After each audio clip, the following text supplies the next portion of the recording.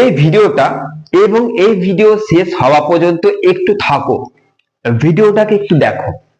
আজকের আমি এই ভিডিওতে থাম্বনেলে একটা জিনিস বোঝানোর চেষ্টা করেছি যে তোমাদের কিন্তু এবার ডিস্টেন্সে যারা পড়াশোনা করছো তাদের কিন্তু সে বাংলা হোক, ইতিহাস হোক, পল সায়েন্স হোক, যারা পড়াশোনা স্টার্ট করেছো, পল সায়েন্স তো এবার অ্যাডমিশন হয়নি, তো যারা যারা যে বিষয়টা স্টার্ট করে দিয়েছো তাদের ভালো করে বুঝবে, তাদের কিন্তু এই সবে মাত্র হয়তো মেটেরিয়াল দিচ্ছে বা সার্টিফিকেট দেবে বা যাই দেবে, এখন দেওয়া দেবে স্টার্ট হচ্ছে সোজা কথা। কিন্তু আমার এখানে অর্থাৎ এসএন একাডেমির অন্তর্গত যেসব স্টুডেন্টসরা আমার কাছে এমএ পড়ছে তাদের কিন্তু প্রথম পত্রের প্রথমার্ধ শেষ। ভালো করে বোঝো, প্রথম পত্রের দুটো অর্ধ হয়, একটা প্রথমার্ধ হয়, একটা দ্বিতীয়ার্ধ হয়। তো দুটো অর্ধের মধ্যে প্রথমার্ধ কিন্তু এখানে শেষ হয়ে গেছে, অর্থাৎ আমার স্টুডেন্টসদের আমি প্রথমার্ধ শেষ করিয়ে এক্সাম পর্যন্ত নিয়ে নিয়েছি। আমি কেন এটা তোমাদের এসে বলছি, আমার বলার কি দরকার ছিল, আমি এই জন্যই তোমাদের বলছি, যেহেতু মাস্টার ডিগ্রির কোর্স করছো, যেহেতু তোমরা এমএ পড়াশোনা করছো, বাংলা হোক, ইতিহাস হোক, দর্শন হোক, যে সাবজেক্টটাই তোমরা পড়াশোনা করছো, তোমাদের একটা কথাই বলছি, যেহেতু এখানে আমার পড়ানো অনেকটা এগিয়ে গেছে, অর্থাৎ প্রথমার্ধ শেষ, দ্বিতীয়ার্ধ স্টার্ট হয়ে গেছে, এরকম একটা জায়গা কি তোমাদের লাগবে? ভালো করে ভেবে দেখো তো, যে এমন একটা জায়গা যেখানে যদি আমি অ্যাডমিশন নিই, যেখানে অলরেডি প্রত্যেকটা জায়গা থেকে এগিয়ে রয়েছে, শেষ হয়ে গেছে, এক্সাম পর্যন্ত নিয়ে নিয়েছে, অর্থাৎ ভালো করে বুঝবে, এক্সাম নিয়ে নিয়েছি তার মানে হচ্ছে যে প্রশ্নগুলো ওদের পরীক্ষা নিয়েছে আমার স্টুডেন্টসদের, সেইগুলোই কিন্তু তোমাদের পরীক্ষাতে আসবে। তাহলে এক্সাম নেওয়া হয়ে গেছে মানে কি, তারা রেডি প্রথমার্ধের জন্য। এবার যাচ্ছে দ্বিতীয়ার্ধ, দ্বিতীয়ার্ধ স্টার্ট হয়ে গেছে, ঠিক সেইভাবেই দ্বিতীয়ার্ধ শেষ করে তাই সে দ্বিতীয়ার্ধের এক্সামটাও নিয়ে নেবো। তাহলে প্রথম পত্র শেষ, এইভাবে দ্বিতীয় পত্র, তৃতীয় পত্র, চতুর্থ পত্র শেষ হয়ে এই বছরটা শেষ করব। আমার টার্গেট হচ্ছে মিনিমাম 3-4 মাস আগেই শেষ করে দেওয়া, যাতে তোমরা রিপিট করার টাইম পাও, যাতে তোমাদের আর একটু কিছু স্টাডি মেটেরিয়াল দিয়ে তোমাদের পড়াতে পারি, পরীক্ষা নিতে পারি, যাতে তোমাদের সব থেকে বড় কথা হচ্ছে একটা পেপারও সাপ্লির এস পর্যন্ত যাতে না থাকে, আমার সেটাই উদ্দেশ্য। গ্রাজুয়েশন পাস করেছো, এখন হয়তো তুমি এমএ তে পড়ছো, অধিকাংশ স্টুডেন্টস কিন্তু গ্রাজুয়েশন পড়ারত অবস্থা অর্থাৎ 6th সেমিস্টারে এই প্ল্যাটফর্মকে ফলো করেছিল, অধিকাংশ স্টুডেন্ট, হয়তো তুমি না করলে তোমার কোনো না কোনো বান্ধবী কিন্তু এই প্ল্যাটফর্মকে ফলো করেছিল। আর এই প্ল্যাটফর্মকে দেখেই বিশ্বাস করি বহু দূর থেকে এখানে অফলাইনে স্টুডেন্টরা পড়তে আসে, অনলাইন ব্যবস্থাও রয়েছে, অফলাইন ব্যবস্থাও রয়েছে। তুমি কেন এখানে ভর্তি হবে সেই প্রশ্নগুলো তোমাদের বলে দিচ্ছি, উত্তর দিচ্ছি যে তুমি কেন ভর্তি হবে।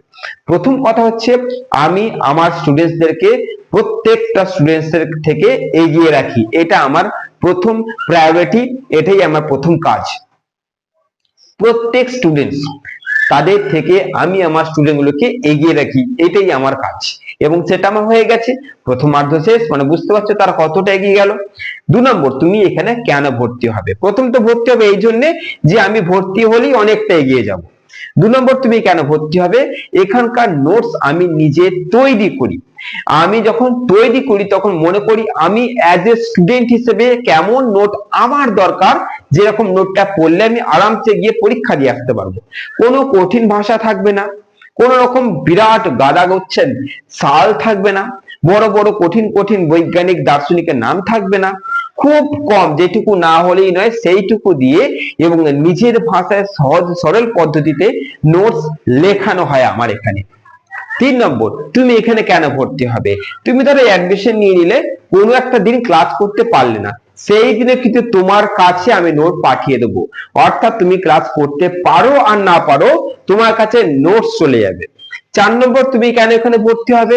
তুমি যদি কোনো কাজে যুক্ত আছো, ভালো করে বুঝবে, যদি কাজে যুক্ত আছো, এরকমটা নয় যে কাজে যেসব স্টুডেন্টরা যুক্ত আছে তাদের জন্য আলাদা ফেসিলিটিস আছে, পরীক্ষার সময় তাদেরকে স্যারেরা গার্ড দেবেন, এরকম কিচ্ছু না, সবার জন্য সেম, অর্থাৎ পরীক্ষা টাইমে কেউ কাউকে চেনে না।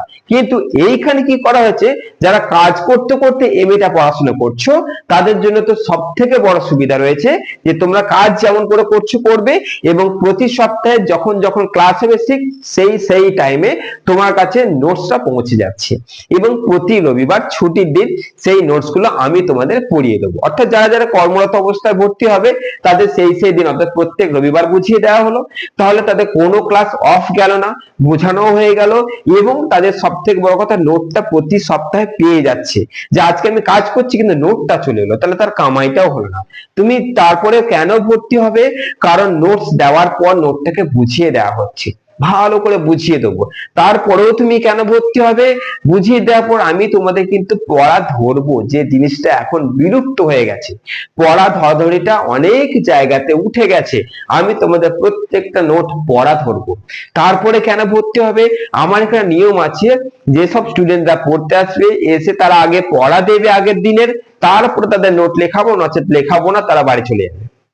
এমনিতেই দূর থেকে পড়তে আসছে, ব্যান্ডেল থেকে, বীরভূম থেকে, বহু দূর থেকে পড়তে আসে। তাহলে আমি তাদের বলে দিচ্ছি, তোমরা এসে আগে আমাকে পড়া দেবে, নচেত তোমাদের ব্যাচের কাউকে আমি লেখাবো না, খালি হাতে বাড়ি যাবে। তারা এত দূর থেকে আসছে, অটোমেটিকলি তারা লিখবে যে এত দূর থেকে ফিরে যাবো, এমনি তারা আমাকে পড়া দিচ্ছে, তাহলে পড়াও চলছে। অনেক রকম ব্যাপার আছে যার জন্য তুমি এখানে ভর্তি হতে বাধ্য, এইটুকু জেনে নাও। এখানে ভর্তি হয়ে গেলে একটা দিন তোমার ক্লাস অফ যাবে না, এমনই সিস্টেম করা রয়েছে। প্রত্যেক নোট হবে সহজ সরল, বুঝিয়ে দেবো, পড়া ধরবো, পরীক্ষা নেবো, এই করে করে তোমাদের কিন্তু আমি শেষ করব। অলরেডি প্রথমার্ধে এইভাবেই শেষ হয়েছে, বাকিগুলো এইভাবেই শেষ হবে। তাই বাংলা হোক, ইতিহাস হোক, ফিলোসফি হোক, এই যে তিনটে বিষয় বললাম, তোমরা অ্যাডমিশন চোখ বন্ধ করে নাও, অ্যাডমিশন চোখ বন্ধ করে নাও। যে নাম্বারটা দেখতে পাচ্ছ সেই নাম্বারটা তোমরা তোমাদের নাম হোয়াটসঅ্যাপ করে দিচ্ছ, লিখে দিচ্ছ তুমি কোন সাবজেক্ট নিয়ে পড়ছো, তারপরে আমি তোমাদের একটা টাইম বলবো, সেই টাইমটায় কল করবে, হোয়াটসঅ্যাপটা লিখে দেবো যে এই টাইমে তুমি কল করো। কারণ আমার যেহেতু কন্টিনিউ ব্যাচ চলে, সময় খুব কম, তাই তোমাদের আমি লিখে দেবো যে কোন টাইমটা কল করতে হবে, সেই টাইমটা কল করে নেবে। আমি তোমাদের ফুল ডিটেলস বলে দেবো। খুব সুলভ মূল্যের মধ্যে তোমাদের কোর্স করানো হয়, যেহেতু নোট আমার তৈরি করা, ভালো করে বুঝবে, যেহেতু নোট আমি নিজে তৈরি করি, তাই সময় লাগে একটুখানি নোট তৈরি করতে। বাদ বাকি যখন তোমাদের সেই নোট দেব, তোমরা বিশ্বাস করতে পারবে না এত সহজ সরল নোটস এমএ তে হয়। ওকে, আর সব থেকে বড় কথা, একটা টিপস দিয়ে যাচ্ছি তোমাদেরকে, তোমরা যেখানেই পড়াশোনা করছো না কেন, পয়েন্ট দিয়ে দিয়ে লেখার চেষ্টা করবে। পয়েন্ট, যেখানে যে নোটস এর মধ্যে পয়েন্ট থাকবে, সেই নোটস এর ভ্যালু এমনি বেড়ে যাবে, তাই পয়েন্ট দিয়ে লেখার চেষ্টা করবে। আর টানা লেখাটা খুব বিচ্ছিরি জিনিস, টানা লেখাটা মনে থাকে না, আর কোনো টিচার টানা লেখাকে অত প্রেফার করে না, ওই জন্য পয়েন্ট লিখে অন্য কাল ইউজ করে সুন্দর করে লিখলে সেই লেখা বা নোটটা কিন্তু অনেক ভ্যালু থাকে। ভূমিকা থাকবে, সারাংশ, মানে ধরো যে মেন পয়েন্ট, মাঝে যা আলোচনার বিষয় সেটা থাকবে, আলোচ্য বিষয়টা থাকবে, আর নিচে থাকবে সারাংশ বা উপসংহার, তাহলেই সেই নোট হচ্ছে পারফেক্ট নোট। এইভাবে আমার নোট লেখানো হয়। তো তোমরা এবার বলো কেন ভর্তি হবে না? ঘরে বসে ক্লাস করবে, এখানে আসতে না চাইলে আসতে হবে না, ঘরে বসে ক্লাস করবে। আমার অ্যাড্রেস জানতে চাইলে ফোন নাম্বার ডাইরেক্ট ফোন করে নিচ্ছি, তোমাদের অ্যাড্রেস বলে দেবো। বাংলা, ইতিহাস, ফিলোসফি এই তিনটে বিষয় স্টার্ট হয়ে গেছে, খুব সুন্দরভাবে পড়া চলছে।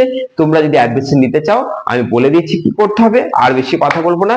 ঘরে বসে ক্লাস করবে, সুন্দর নিজের রুমে বসে ক্লাস করবে, জাস্ট তোমার বিছানাতে উঠলে আর নামলে, এইটুকু তোমাদের হ্যাপা করতে হবে, আর কোনো হ্যাপা নেই। ঘরে বসে টোটাল ক্লাসটা হবে।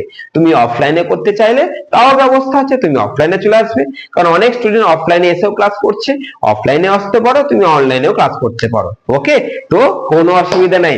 আজকে তোমাদের এমএ যারা যারা পড়ছো, এই আলোচনার জন্য এই জন্যই করলাম, যাতে অনেক স্টুডেন্ট একটা পারফেক্ট জায়গা পায়। ওকে, কারণ অনেক স্টুডেন্ট পারফেক্ট জায়গা না পাওয়ার জন্য ওই কঠিন কঠিন নোটগুলো নিয়েই পড়তে থাকে।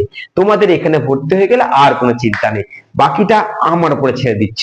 ওকে, চলো দেখে নি কতজনা কল করছো, কতজনা হোয়াটসঅ্যাপ করছো এই নাম্বারটায়। ভালো থেকো, সুস্থ থেকো।